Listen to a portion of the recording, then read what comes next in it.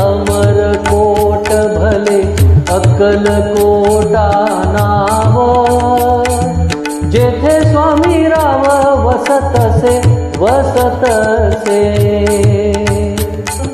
स्वामी सूत म्हणे अमरकोट गाव, शोभतसे नाव स्वामी सत्ते स्वामी सत्ते. श्री स्वामीराज माऊली. श्री स्वामी समर्थ. श्री स्वामी समर्थ. श्री स्वामी समर्थ. श्री स्वामी समर्थ. श्री स्वामी समर्थ. श्री स्वामी समर्थ. अक्कलकोटमधली अस्तित्वात नसलेली श्री स्वामी समर्थ महाराजांची लीलास्थळं हा आपला मागचा एपिसोड बघून खूप लोकांचे मला फोन आले. त्यांना असं वाटलं की खाजा पीराचा दर्गा हा एपिसोडमध्ये घालायचं मी विसरलो की काय. आणि माझ्या असं लक्षात आलं की आपल्या अक्कलकोट सदरमध्ये मी तो घ्यायचाच विसरून गेलो होतो. माझ्याकडून तो राहून गेला होता. आणि म्हणूनच आज आपण खाजा पीराच्या दर्गाबद्दल बोलणार आहोत. खाजा पीराच्या दर्ग्यामध्ये स्वामी समर्थ महाराजांच्या काय लीला घडलेल्या आहेत त्याबद्दल आपण बोलणार आहोत. या स्थानावर स्वामी समर्थ महाराजांचा नेहमी संचार असत. त्यातल्या काही घटनांचे आज आपण स्मरण करणार आहोत. स्वामी कृपेने ही बोलतसे वाणी, नभे माझी करणी बोलवया. स्वामी सूत म्हणे स्वामीची कथा, कृपा बळे वार्ता बोलतसे. नमस्कार भक्त मंडळी. श्री स्वामीराज माऊली या आपल्या लाडक्या यूट्यूब चॅनलमध्ये अक्कलकोट या सदरमध्ये आपलं नेहमीसारखं खूप खूप स्वागत आहे. भक्तगणो, अक्कलकोटमधला दर्गा असं आपण ज्या ज्या वेळेला वाचतो की आपल्याला शेखनूर बाबांचा दर्गाच आठवतो. आपल्यापैकी बहुतांश लोकांना हा खाजा पीराचा दर्गा माहितीच नाहीये. याचा उल्लेख स्वामी समर्थ महाराजांच्या चरित्रामध्ये किंवा स्वामी समर्थ महाराजांच्या बखरेमध्ये खाजा पीराचा असा आहे. पण तो खाजा पीराचा असा नसून हा ख्वाजा पीर आहे, ख्वाजा पीर.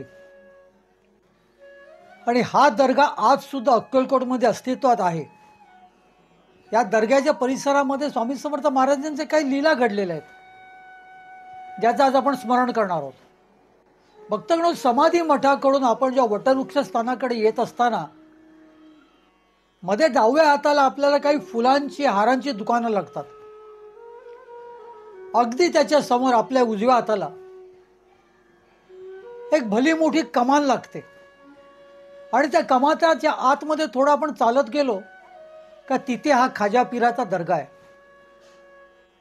स्वामी समर्थ महाराज तिथे येऊन नेहमी बसत असत. एके दिवशी स्वामी समर्थ महाराज या दर्ग्यात बसले होते. मोहरमचे दिवस होते. राजवाड्यामधला एक मुसलमान शिपाई आपली फकीरी मागण्यासाठी एक छोटंसं तबक घेऊन तिथून चालला होता. त्याचं लक्ष महाराजांकडे जेव्हा गेलं तेव्हा तो महाराजांपाशी आला आणि त्यांनी नमस्कार केला.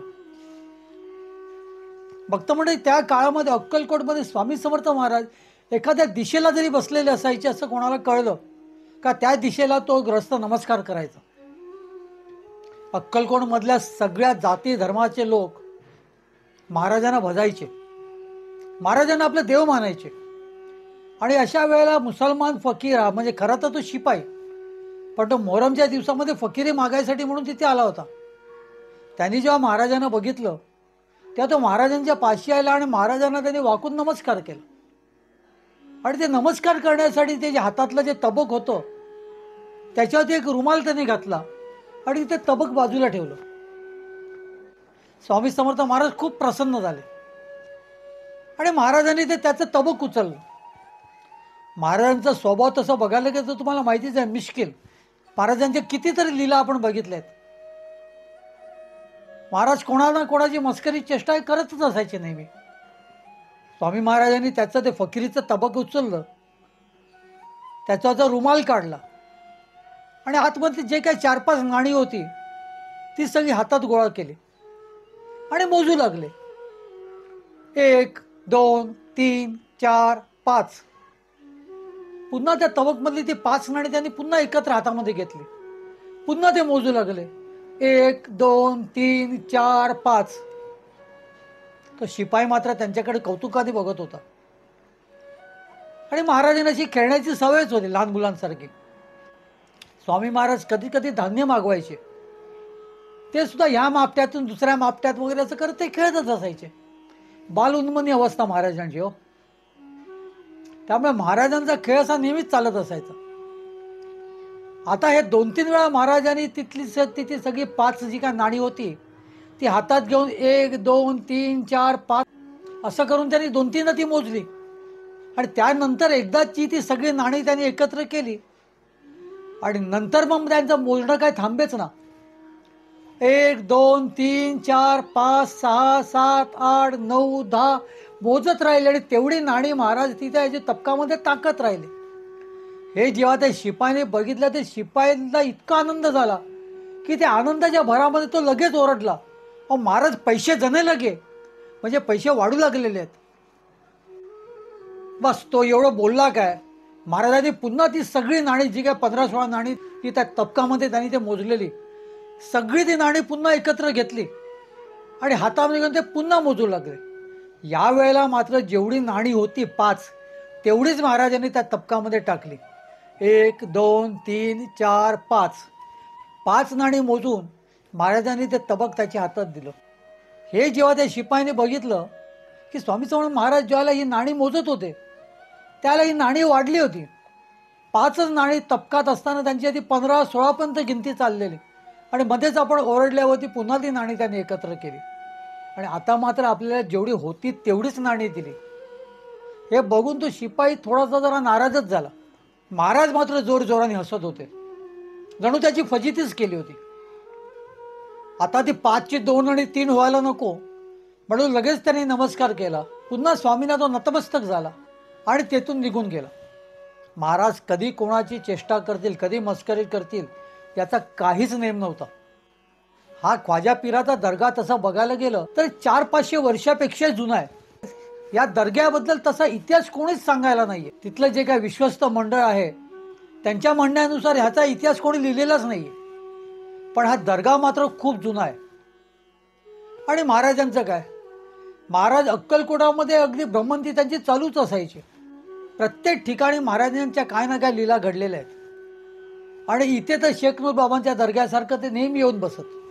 असंच एकदा महाराज इथे बसले होते. गोविंदराव नावाचा एक मुंबईचा ब्राह्मण स्वामी समर्थ महाराजांच्या दर्शनासाठी आला होता. त्याच्यापुढे त्याने एक कनोजा ब्राह्मण सुद्धा आणला होता. हा कनोजा ब्राह्मणाला जेवण वगैरे व्यवस्थित यायचं. हा जेवण करणाराच ब्राह्मण होता. गोविंदराव आणि हा ब्राह्मण महाराजांच्या सेवेत इथे येऊन राहिले होते. दिवसभर स्वामी समर्थांच्या सानिध्यात ते राहायचे. आणि दुसरा जो कान्होजा ब्राह्मण जो होता तो महाराजांसाठी अगदी रोज नैवेद्य घेऊन यायचा. महाराजांना नैवेद्य अर्पण केला, महाराजांनी त्याच्यातले 1-2 घास खाल्ले का त्याच्यानंतर ते उष्ट महाराजांचा महाप्रसाद घेऊन जायचा आणि त्याच्यामध्ये हे दोघं जेवायचे. हा नेम त्यांचा सतत चालला होता. कितीतरी दिवस त्या महाराजांच्या सानिध्यात महाराजांच्या सेवेत येऊन दोघं राहिले होते. आणि रोजचा नेम आपला हाच असायचा. रोज महाराजांसाठी नैवेद्य घेऊन यायचे, रोज महाराजांना जेव घालायचे आणि जे काय महाराजांचा आता महाराज ते काय अगदी 2 किंवा 3 घास जेवायचे. त्यामुळे 2-3 घास महाराजांनी जे काय घेतल्याच्या नंतर महाराजांचा जो प्रसाद आहे हे दोघं ते घेऊन जायचे आणि तिथे ते त्यांचं पोट त्याच्यामध्ये भरायचं. या 2 भाग्यवंतांनी ही सेवा कितीतरी दिवस केली, कितीतरी महिने केली आणि ते करतच होते. हे 4-5 महिने झाले असतील. असंच नेहमीप्रमाणे ते महाराजांकडे आले. त्या कान्होच्या ब्राह्मणाने हातामध्ये सगबंद स्वामी महाराजांचा ताट घेऊन तो आला होता. महाराजांच्या पुढ्यात ठेवलं आता महाराजांना जेवू घालणार, महाराजांना भरवणार. तेवढ्यात महाराज म्हणाले, अरे जा इथून त्या मस्जिदीत जा, गावाबाहेरच्या ख्वाजा पीराच्या दर्ग्यात जा आणि तिथे एक फकीर आणि कुत्रा बसलेला आहे, त्याला जेवू घाल. आता महाराजांची आज्ञा, महाराजांच्या मनात काय आहे ते आपल्याला समजणं फार मुश्किल असायचं. पण महाराजांच्या तोंडून आलेला शब्द हा तिथला प्रत्येक जण पाळायचा. महाराजांनी सांगितलंय ख्वाजा पीराच्या दर्ग्यात जा आणि तिथे एक फकीर बसलेला आहे, त्याच्याबरोबर एक कुत्रा आहे, त्याला हा नैवेद्य अर्पण कर. स्वामी महाराजांनी सांगितल्यानुसार ती दोघं ह्या ख्वाजा पीराच्या दर्ग्यामध्ये आले आणि पाहतो तो काय, तिथे खरंच एक फकीर एका कुत्र्याबरोबर बसला होता. त्याच्या समोर ताट ठेवताच त्या फकीराने या दोघांना विचारलं की स्वामी महाराजने भेजा आहे. आता मात्र त्याच्यावरती शिक्कामोर्तब झालेलं की महाराज सांगतात तो हाच फकीर आहे. या दोघांनी लगेच त्या फकीराला सांगितलं, होय देवा, आम्हाला स्वामी महाराजांनीच तुमच्याकडे पाठवलेलं आहे. म्हटल्यावर ते ताट जवळ घेऊन त्या फकीराने त्याच्यातलं जेवण जेवायला सुरुवात केली. त्यांच्या बरोबरचा जो कुत्रा होता तो कुत्रा सुद्धा त्याच ताटामध्ये तोंड घालून जेवू लागला. दोघे अगदी यथेच्छ जेवले. स्वामी महाराजांच्या आज्ञेनुसार आपण त्यांना अर्पण केलेलं ताट आहे आणि ते व्यवस्थितरित्या भक्षण करतायत हे बघून ह्या दोघांना सुद्धा खूप संतोष वाटला. पण त्या फकीराने त्याच्यातलं थोडं अन्न जे आहे ना त्याच्यात शिल्लक ठेवलं. काहीतरी एक वड्याचा तुकडा होता आणि खीर होती, ती तशी शिल्लक ठेवली आणि ते ताट त्यांनी सुपूर्द केलं. जा म्हणे, घेऊन जा, आम्ही जेवलो. आता स्वामी महाराजांनी आज्ञा केली होती, त्यामुळे ते ताट घेऊन ते सरळ स्वामी महाराजांच्या पुढ्यात आले आणि महाराजांना सांगितलं, आम्ही गेलो होतो तिथे, आम्हाला तो फकीर भेटला, त्याच्याबरोबर तो कुत्रा पण होता आणि त्या कुत्रा आणि फकीर या दोघांनी यथेच्छ जेवण जेवलेलं हे पाहून महाराज खूप खुश झाले आणि लागलीच गोविंदरावांना म्हणाले, बरं आता एक काम कर, हे त्या फकीराचं आणि कुत्र्याचं जे काय उष्ट अन्न त्या ताटामध्ये उरलंय ते तू खाऊन टाक. आता आली ना पंचायत. गोविंदराव हे ब्राह्मण, कोणाचंही उष्ट खाण्याचंही त्यांच्या संस्कारातच नाही आणि अशा वेळेला मुसलमानाचं उष्ट कसं काय शक्य आहे? जरी महाराज सांगत असतील तरी मुसलमानाचं उष्ट अन्न आणि त्यात परत कुत्र्याने सुद्धा तोंड घातलेलं. आता हे मुसलमानाचं आणि त्या कुत्र्याचं उष्ट कसं काय खायचं? त्यांच्या मनामध्ये किंतु आला. ते काय बोलले काय नाही, पण मनामध्ये असा विचार करू लागले, त्या मुसलमानाचं उष्ट आपण कसं खायचं? आपण एक ब्राह्मण आहोत आणि परत त्या कुत्र्याने सुद्धा त्या ताटामध्ये तोंड घातलेलं आहे, कसं काय खायचं हा त्यांच्या मनामध्ये विचार चाललेला. तोच महाराज त्यांना म्हणाले, अरे कशाला पंचायत करतोस, कशाला एवढे विचार करतोस, नको खाऊ, नाही खायचं असेल तर. आणि बाजूलाच ते कान्होजा ब्राह्मण उभे होते जे जेवण करायचे महाराजांसाठी. त्यांना महाराज म्हणाले, अरे ह्याला नाही खायचे ना, तू खाऊन टाक. महाराजांची आज्ञा होताच हे कान्होजा सुद्धा ब्राह्मणच होते. हे कान्होजा ब्राह्मण त्या ताटावरती तुटून पडले. त्यांनी चाटून पुसून त्याच्यातलं सगळं अन्न खाल्लं. तोच महाराजा दोघांकडे बघून म्हणाले, अरे गोविंदराव, तुझं मडकं अजून कच्चं आहे बरं का, तुला अजून भक्ती कळलेली नाहीये. या माझ्या पादुका घे आणि त्याची पूजा कर, हळूहळू कळेल तुला. आणि तो कान्होजा ब्राह्मण तो महाराजांची आज्ञा होताच त्यांनी ते सगळं चाटून पुसून ताट खाल्लं आणि तो हात जोडून ढेकर देत उभा होता. त्याला महाराज म्हणाले, अरे जा, तुला आम्ही 10,000 रुपये देऊ, तुला 10,000 रुपये मिळतील. भक्तगण, हे 1869 सालातले 10,000 रुपये. 1869 सालामध्ये 10,000 रुपयाला आजची किती किंमत असेल? ज्या काळामध्ये सोनं कुठेतरी 1-1.5 रुपयाला तोळा होतं, त्या काळामध्ये स्वामी महाराजांनी त्यांना आशीर्वाद काय दिला, तुला 10,000 रुपये मिळतील. भक्तगण, हा कान्होजा ब्राह्मण दुसरा तिसरा कोणी नसून गुरुदेव श्री स्वामीसुत महाराजांच्या चरित्रातला आहे. गुरुदेव श्री स्वामीसुत महाराजांचं चरित्र आपल्या चॅनलवरती अजून यायचे, पण जर कोणी वाचलं असेल तर त्याच्यामध्ये तो कान्होजा ब्राह्मण ज्याला स्वामी महाराजांनी आशीर्वाद दिलेला असतो की तुम्हाला 10,000 रुपये मिळतील, मग तो इथे मुंबईला येऊन सगळीकडे शोधत असतो, कारण 10,000 रुपये कसे काय कुठून मिळणार? 10,000 रुपये आपलं येणं नाही, 10,000 रुपयाचं काम आपण कधी केलं नाही, 10,000 रुपयाचा आकडा कधी आपल्या मनामध्ये आला सुद्धा नाही. पण महाराजांचा आशीर्वाद हा खोटा तर कधीच ठरणार नाही. मग हा कान्होजा ब्राह्मण रस्त्यावरती जर शोधत शोधत फिरायचा वेड्यासारखा, एखादा भ्रमिष्ठ झाल्यासारखा. मग तो कचऱ्याच्या डब्यामध्ये पण बघायचा, न जाणो कोणाचे 10,000ची गठ्ठी पडली असेल तर ती आपल्याला मिळून जाईल, न जाणो कचऱ्यामध्ये कोणी चुकून टाकली असेल तर तो कचरा उपसायचा, कचऱ्याचे डबे उपसायचा, आणि त्याच्यात तो ते 10,000 शोधायचा. असं करता करता तो एक दिवशी तो तिथे समुद्र किनाऱ्यावरती फिरत असताना एका श्रीमंत भाटियाची बायको ती तिच्या बंगल्याच्या बाहेर येते आणि त्याला 10,000 रुपये देते. तिचा नवरा नुकताच वारलेला असतो आणि त्याच्या दशक्रिये विधीला जे काय पैशाचं ब्राह्मणाला दान करायचं असतं ते दान करण्यासाठी ते बाहेर येते. तिने ठरवलेलं असतं आपण बंगल्याच्या बाहेर येताच पहिला ब्राह्मण जो कोण समोर दिसेल त्याच्याकडे पैसे आपण सुपूर्द करायचे, त्याला हे पैसे आपण दान करायचे. आणि नेमका हा स्वामी महाराजांचा आशीर्वाद प्राप्त झालेला ब्राह्मण जो असतो कान्होजा ब्राह्मण तो तिच्या नजरेला पडतो आणि त्याला बोलवून ती गटकडी त्याच्या हातात देते. त्यात 10,000 रुपये असतात. 10,000 रुपये. महाराजांची कृपा ती कशी असते ह्याची आपण कल्पना सुद्धा करू शकत नाही. एका गरीब दरिद्री ब्राह्मणाला जो जेवण करून आपला उदरनिर्वाह करत होता, अंगावरती धड त्याचे कपडे सुद्धा नव्हते, अशा ब्राह्मणाला स्वामी महाराजांनी आशीर्वाद दिला तुला 10,000 रुपये मिळतील. आता तो फकीर नेमका कोण होता का म्हणून महाराजांनी त्यांना नेऊन ते तिथे ताट द्यायला सांगितलं आणि त्यांनी केलेलं जेवण त्या फकीराने त्याच्या बरोबरच्या कुत्र्याने ते यथेच्छपणे ते जेवले. त्यांना ते खूप आवडलं आणि महाराजांचा तो आशीर्वाद ते आशीर्वाद फलद्रूप झाला. त्याला 10,000 रुपये मिळाले. बावडेकर पुराणिक स्वामी महाराजांचे निस्सीम भक्त, स्वामी समर्थ महाराजांच्या चरित्रामध्ये आपण त्यांचं नाव नेहमी वाचतो. हे सर्वप्रथम ज्याला अक्कलकोटात स्वामी दर्शनाला आले त्याचं कारणच मुळात हे होतं की ते गरिबीने पूर्णतः गांजलेले. त्यांना खायला 2 वेळचं अन्न सुद्धा मिळत नव्हतं.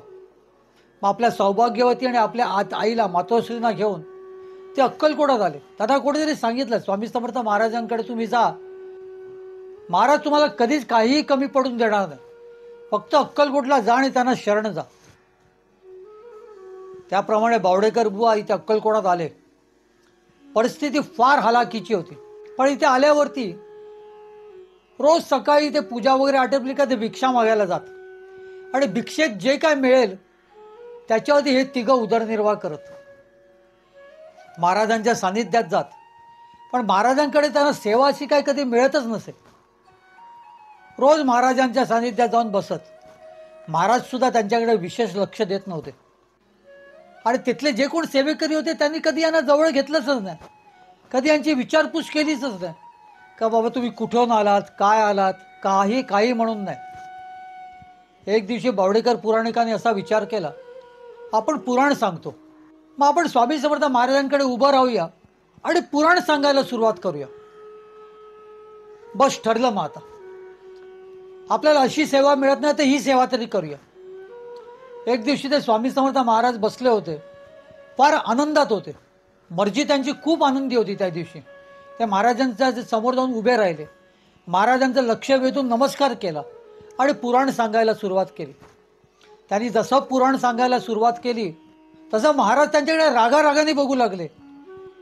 जेव्हा स्वामी महाराजांनी त्यांच्याकडे रागाने पाहायला सुरुवात केली तेव्हा बावडेकर बुवा तसं बघायला तर खाबरले, पण पुराण थांबवणार नाही, मी पुराण सतत तुम्हाला सांगतच राहणार, या हट्टाने ते पुराण सांगू लागले. तो स्वामी महाराजांनी त्यांना शिव्यांचा भडीमार केला, त्यांचं पुराण थांबवलं आणि त्यांना तिथून हकलवून दिलं. आता मात्र बावडेकर बुवा फार नाराज झाले. त्याने त्याचा विचार केला काय आपलं नशीब आहे, असं काय आपण पाप केलेलं आहे जे स्वामी महाराज आपल्याला डोळ्यासमोर उभंच करत नाहीयेत. तरी पण दुसऱ्या दिवशी हट्टाने ते पुन्हा महाराजांकडे गेले. पुन्हा महाराजांकडे जाऊन त्यांनी समोर उभं राहून त्या पुराणाला सुरुवात केली. त्या दिवशी पण असंच. त्याच दिवशी सुद्धा महाराजांनी त्यांच्या शिव्यांचा भडीमार केला आणि पुन्हा इथून त्यांना हकलवून दिलं. असं 4-5 दिवस सतत चाललं होतं. एक दिवशी ते मात्र कंटाळले, खूप हताश झाले. त्यांना काही समजेन असं झालं, महाराज असं का करतायत आपल्याला, आपल्याकडून पुराण का ऐकत नाही आहेत, आपली परिस्थिती ती काय, आपल्याला 2 वेळचं अन्नसुद्धा आपल्याला नशिबी येत नाही व्यवस्थित. आपण सकाळपासून संध्याकाळपर्यंत स्वामी महाराजांच्या सानिध्यात राहावं असा विचार केला. मी महाराजांकडे काहीच मागत नाही आहे, फक्त व्यवस्थितरित्या 2 वेळ पोट भरू द्या आणि मला तुमची सेवा द्या, त्या पलीकडे कुठे काय मला पाहिजे. पण या विचारामध्ये पार त्यांचा ती धीरच खचला. त्यांना काहीच समजेनासं झालं. पावसाळ्याचे दिवस होते. त्या दिवशी भरपूर पाऊस पडलेला. महाराजांनी जसं त्यांना हकलवलं तसे ते चालत चालत एकटेच गेले. घरी गेले नाहीत, बायकोला किंवा आईला काही सांगितलंच नाही. आणि त्यानंतर 3-4 दिवस बावडेकर पुराणिक कोणाला दिसलेच नाहीत. त्यांची आई, त्यांची बायको फार चिंतेत पडल्या. रोज अगदी सकाळपासून संध्याकाळपर्यंत त्यांना इथे तिथे सगळीकडे शोधायचे, पण बावडेकर बुवा काय सापडत नसत. आता करायचं काय? 3-4 दिवस झाले. असं करता करता पुढे आणखीन 2 दिवस सुद्धा गेले. रोज सकाळपासून संध्याकाळपर्यंत सगळीकडे वेगवेगळ्या दिशेला, एका दिशेला बायको तर एका दिशेला आई, हाका मारत मारत शोधायचे, पण हे कुठेच सापडेनात. मग आता गेले तरी कुठे? शेवटी कंटाळून ते एक दिवशी स्वामी महाराजांपाशी आले. त्यांची आई तर अक्षरशः रडत होती. तिने रडत रडतच स्वामी महाराजांना सांगितलं की माझा मुलगा तुमच्याकडे आला होता आणि त्याच्यानंतर तो घरी आलाच नाही. त्याला आम्ही आज गेले 4-5 दिवस शोधतोय. कुठे आहे तो? तो महाराज या दोघींकडे बघून पोट धरून हसू लागले. आता ह्यांना मात्र कळेना आपण काय सांगतो आणि महाराज हसतायत का. तेवढ्यात बावडेकर बुवांच्या सौभाग्यवती पुढे सरसावल्या आणि त्यांनी महाराजांचे चरण धरून महाराजांना सांगितलं, आमच्यावरती फार बिकट वेळ आलेली आहे. 3-4 दिवस झाले आम्ही त्यांना शोधतोय. ते कुठे असतील? बरं असतील तर नीट व्यवस्थित सुरक्षित असतील का त्यांचं काय बरं वाईट झालेलं असेल? महाराज काय हसायचे थांबत नव्हते. हे असं विचारतोय महाराज आणखीन हसू लागले जोरजोराने. जवळ त्यांचा एक मोती नावाचा कुत्रा होता. हा कुत्रा महाराजांच्या सानिध्यात सदोदित असायचा. 4-5 कुत्रे महाराजांच्या सानिध्यात असायचे नेहमी. 4-5 कुत्रे, 1-2 गायी, त्याच्यानंतर 1 ती वानरेड माकडीण, असं सगळं हा सगळा परिवार महाराजांचाच होता. त्याच्यातला जो मोती नावाचा कुत्रा होता, त्या मोती नावाच्या कुत्र्याला महाराजांनी हाक मारली, हे मोती इधर आव. महाराजांनी त्यांना हाक मारताच इधर आव म्हटल्यावरती तो मुकाट्याने महाराजांच्या पुढ्यात येऊन उभा राहिला. तोच महाराज त्याला म्हणाले, अरे जा वो पुराणिक को लेके आओ. स्वामी महाराजांचे हे शब्द कानी पडताच एखाद्या गुणी बाळासारखा, एखाद्या शाण्या मुलासारखा तो कुत्रा तिथून निघाला. तो थेट या ख्वाजा पीराच्या दर्ग्यापाशी आला. आता हा कुत्रा कुठे जातोय, कुठून आपल्या मुलाला शोधतोय, कुठून आपल्या नवऱ्याला शोधतोय, हे बघण्यासाठी ह्या 2 बायका सुद्धा त्या कुत्र्याच्या पाठी जात होत्या. असं करता करता ह्या दर्ग्याच्या परिसरामध्ये कुत्रा गेला. त्यावेळेला या दर्ग्याच्या बाजूला स्मशानभूमी सुद्धा होती. त्या मुसलमान लोकांचा कब्रस्तान होता.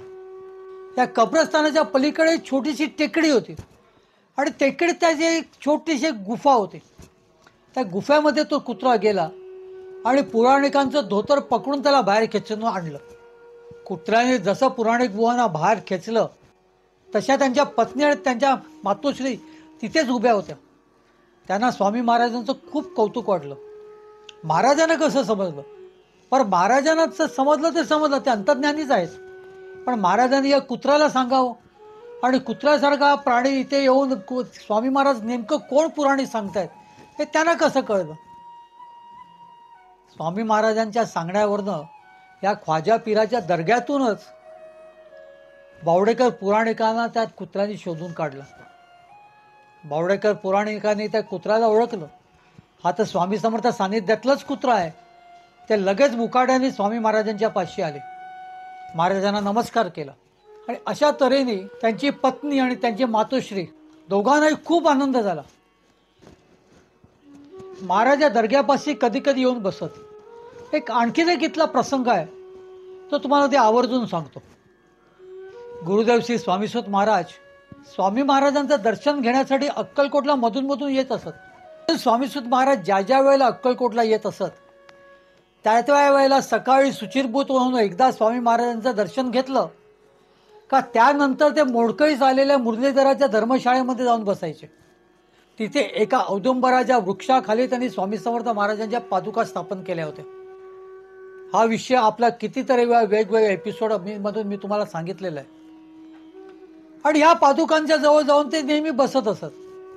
त्यांच्या म्हणण्यानुसार ते नेहमी लोकांना सांगायचे, स्वामी महाराज माझ्या पुढ्यात बसलेले आहेत. मी सबंध दिवस महाराजांच्या सानिध्यात घालवते. पण त्या लोकांना त्याचं नवल वाटायचं.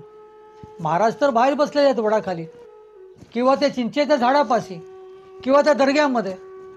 मग हे स्वामीसूत कसे काय सांगताय की माझ्या समोर महाराज बसले असतात सबंध दिवस? पण त्या महाराजांशी एक रूप व्हायचे का महाराजांचं अस्तित्व त्यांना त्यांच्या समोर ते जाणवायचे. सकाळी एकदा दर्शन घेतलं का स्वामीसूत महाराज मुरलीधर मंदिरात येऊन बसायचे. मग त्याच्यातच सबंध दिवस कसा काय जायचा, रात्र व्हायची, पण स्वामीसूतांना भान नसायचं. स्वामीसूत महाराज स्वामींच्या चिंतनामध्ये तिथे मग्न राहायचे. एकदा स्वामी समर्थ महाराज ख्वाजा पीराच्या दर्ग्याच्या परिसरामध्ये एका चिंचेच्या झाडाखाली बसले होते असा उल्लेख आहे. चिंचेच्या झाडाखाली. भक्त म्हणे आज जेव्हा आम्ही तिथे गेलो आणि तिथे सर्व परिसर शोधला तर तिथे चिंचेचं एकही झाड दिसलं नाही आम्हाला. कडुनिंबाची मात्र भरपूर आहेत. अगदी त्या परिसरातच त्या दर्ग्याच्या पुढ्यातच एक भलं मोठं कडुनिंबाचं झाड मात्र आहे. तिथल्या लोकांच्या म्हणण्यानुसार हे झाड खूप जुनं आहे. 250-300 वर्षापूर्वीचं ते झाड आहे असं ते लोक सांगतात. आता स्वामी समर्थ महाराज इथे येऊन चिंचेच्या झाडाखाली बसले होते.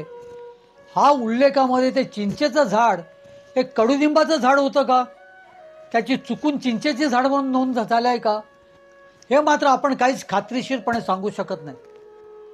पण स्वामी समर्थ महाराजांच्या बखरेमध्ये किंवा इतर स्वामी समर्थ महाराजांच्या मूळ चरित्रामध्ये अशी नोंद आहे की या दर्ग्यापाशी एका चिंचेच्या झाडाखाली स्वामी समर्थ महाराज बसले होते. रात्रीची वेळ होती आणि तेवढ्यात मुंबईचे द्वारकानाथ वकील स्वामी महाराजांच्या दर्शनासाठी आले. बरोबर त्यांनी भरपूर कापराच्या वड्या आणल्या होत्या. स्वामी समर्थ महाराजांच्या दर्शनास येण्याचं त्यांचं कारण असं होतं की लग्न करून कितीतरी वर्ष होऊन सुद्धा त्यांना मूलबाळ नव्हतं. त्यांना कोणीतरी सांगितलेलं अक्कलकोटला जा, तिथे स्वामींचं दर्शन घ्या, स्वामी तुमचं भलं करतील. आणि म्हणून ते अक्कलकोटात आले होते. जेव्हा त्यांना समजलं की स्वामी महाराज ख्वाजा पीराच्या दर्गापाशी बसलेले आहेत तेव्हा ते हा दर्गा शोधत शोधत इथे आले. रात्रीची वेळ होती. सर्वत्र काळोख पडला होता. पण वकील साहेबांकडे काही कापरांच्या वड्या होत्या. त्यांनी लागलीच त्या कापरांच्या वड्यांचा आरस करायला सुरुवात केली. स्वामी समर्थ महाराजांच्या पुढ्यात त्या सगळ्या कापराच्या वड्या ते पेटवू लागले. तोच त्यांच्याकडे पाहून महाराज म्हणाले, अरे यहाँ क्या उजाला करताय, मेरा हनुमान तो अंधेरे में बैठा है. स्वामी समर्थ महाराजांचे असंख्य सेवेकरी तिथे होते. त्यात भुजंग सुद्धा होता. द्वारकानाथ वकील स्वामी महाराजांकडे पाहत राहिले. मेरा हनुमान अंधेरे में बैठा है म्हणजे नेमकं कोण अंधेरे में बैठा आहे. पण भुजंगांना माहिती होतं स्वामीसूत महाराजांना स्वामी महाराज हनुमान म्हणत. आणि त्यांना हेही माहिती होतं की एकदा सकाळी दर्शन घेतलं का स्वामीसूत महाराज नंतर जाऊन मुरलीधराच्या मंदिरामध्ये जाऊन बसत असत. वकील साहेबांच्या चेहऱ्यावरती मात्र मोठं प्रश्नचिन्ह उद्भवलं. आता मी करू काय, कुठला हनुमान, कोण अंधेरे में बैठा आहे. तोच भुजंगा त्यांना म्हणाले, थांबा मी जाऊन बघून येतो. भुजंगा सेवेकरी लगबगीने तिथे गेला. मुरलीधराच्या मंदिरामध्ये गेला. त्या औदुंबरापाशी गेला आणि पाहतो तो काय, खरंच स्वामीसूत महाराज तिथे काळोखात बसून स्वामींच्या चिंतनामध्ये मग्न झालेले होते. लगेच तो लगबगीने पुन्हा या ख्वाजा पीराच्या दर्ग्यात आला आणि ख्वाजा पीराच्या दर्ग्यामध्ये येऊन त्या द्वारकानाथ वकिलांना सांगितलं, अहो स्वामी महाराज आहेत ते त्यांच्या स्वामीसूतांना हनुमान म्हणतात. म्हणून मी जाऊन बघितलं तर खरंच स्वामीसूत महाराज म्हणजे स्वामी महाराजांचा हनुमान तिथे काळोखात बसलेला आहे. स्वामी महाराजांची अशी इच्छा आहे का ह्या सगळ्या कापराच्या वड्या जाऊन तुम्ही तिथे आरस करावी, स्वामी सुतांच्या भोवती आरस करावी. द्वारकानाथ वकिलांना ते जेव्हा कळलं तेव्हा द्वारकानाथ वकील त्या सगळ्या कापराच्या वड्या घेऊन धावत धावत तिथे मुरलीधराच्या मंदिरात आले. पाहतात तो खरंच स्वामी महाराजांनी सांगितल्यानुसार स्वामीसूत महाराज तिथे असे काळोखात बसले होते. त्यांनी लगेच सगळ्या कापराच्या वड्या तिथे लावल्या. स्वामीसूतांच्या भोवती त्या कापरांच्या वड्याची आरस केली. तिथला सबंध परिसर या कापड्यांच्या वड्यांमुळे अगदी उजाळून गेला. स्वामीसूत महाराज मात्र मग्न होते, स्वामी नामामध्ये मग्न होते. त्यांना त्यांच्याशी काहीच देणं घेणं नव्हतं. त्यांना समजलं सुद्धा नाही की आपल्या अवतीभोवती कोणीतरी याची तिथे सगळे कापड्याच्या वड्या लावलेल्या आहेत, तिथे उजेड झालेला आहे. कारण ते स्वामींमध्ये देहभान हरपून बसले होते. स्वामींच्या नामामध्ये ते मग्न होते, स्वामींच्या चिंतनामध्ये ते मग्न होते. पण येथे मात्र ख्वाजा पीराच्या दर्ग्यामध्ये महाराज बसले होते. ते मात्र प्रसन्न झाले. जसजसे इथे द्वारकानाथ वकील कापूर पेटवत होते, कापूर पेटवून तिथे संबंध उजाळत होतं सगळं, तसतसं स्वामी महाराज इथे जोरजोराने हसत होते. आणि महाराजांच्या आशीर्वादाने या द्वारकानाथ वकिलाला पुढे जाऊन एक मुलगा झाला. या मुलाला घेऊन ते नेहमी स्वामी महाराजांच्या दर्शनाला येत असत. ते पूर्णतः महाराजांचे होऊन बसलेले. भक्त मंडळी, हा ख्वाजा पीराचा दर्गा आज सुद्धा अक्कलकोटात अस्तित्वात आहे. पण आपण दर्गा म्हटलं का आपल्याला एकच तो शेखनूर बाबाच्या दर्ग्यातच आपण जातो. आपल्याला माहितीच नाही ख्वाजा पीराचा दर्गा आणखीन एक असा दर्गा आहे स्वामी महाराजांचं जिथे वास्तव्य असायचं. स्वामी महाराजांच्या अनंत लीला इथे घडलेल्या आहेत.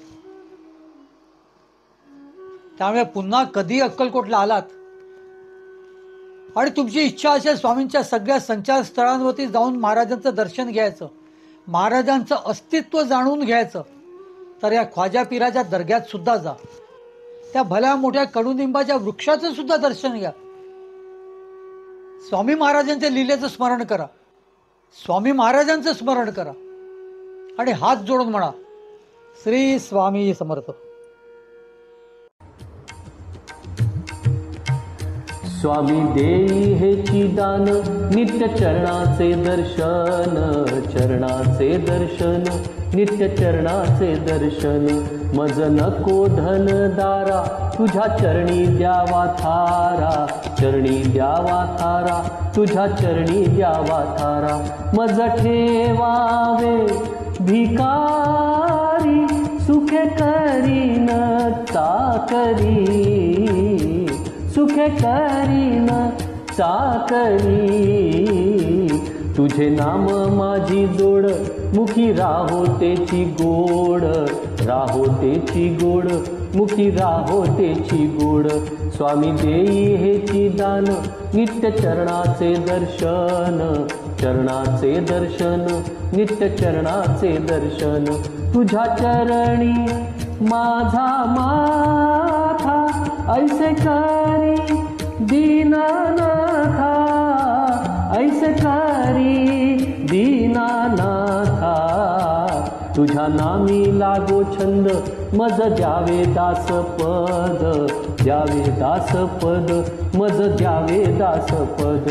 स्वामी देई हेची दान, नित्य चरणाचे दर्शन, चरणांचे दर्शन, नित्य चरणांचे दर्शन. सुत मागे हेची दान, सुत मागे हेची दान. तुझ्या चरणी होऊलीन, तुझ्या चरणी होऊलीन. स्वामी देई हेची दान, नित्य चरणांचे दर्शन, चरणांचे दर्शन, नित्य चरणांचे दर्शन. मज नको धन दारा, तुझ्या चरणी द्यावा थारा, चरणी द्यावा थारा, तुझ्या चरणी द्यावा थारा. स्वामी देई हेची दान, नित्य चरणांचे दर्शन, चरणांचे दर्शन, नित्य चरणांचे दर्शन. स्वामी देई हेची दान, स्वामी देई हेची दान, स्वामी देई हेची दान.